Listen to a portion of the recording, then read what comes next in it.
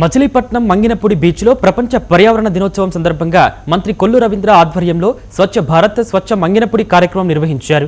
మంత్రి, కలెక్టర్ నవీన్ 2 బృందాలుగా విడిపోయి జిల్లా అధికారులు, పర్యావరణ కార్యకర్తలతో కలిసి సముద్ర తీరాన్ని శుభ్రం చేశారు. పర్యావరణ పరిరక్షణ, ప్లాస్టిక్ వినియోగ నియంత్రణ ద్వారా భావితరాలకు స్వచ్ఛమైన వాతావరణాన్ని అందించవచ్చని మంత్రి పేర్కొన్నారు. సముద్ర జీవుల సంరక్షణ కోసం తాబేల పరిరక్షణ చర్యలు కూడా చేపడుతున్నట్టు వెల్లడించారు.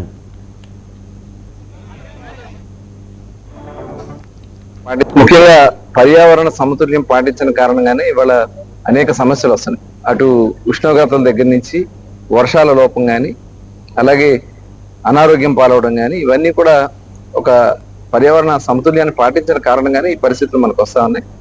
అందుకనే గౌరవ ముఖ్యమంత్రి చంద్రబాబు నాయుడు గారు ఈరోజు అందరూ కూడా రాష్ట్రంలో పర్యావరణాన్ని కాపాడవలసినటువంటి కార్యక్రమాలన్నీ కూడా చేపట్టమని ఆదేశించారు. దానిలో భాగంగా ఈరోజు మచిలీపట్నం మంగినపూడి బీచ్ లో ఈరోజు ఇక్కడ ఈ ఎన్విరాన్మెంట్ క్లియరెన్స్ కోసం ఇక్కడ ఉన్నటువంటి చెత్త చెదారం అన్ని కూడా క్లీన్ చేయడం జరుగుతుంది.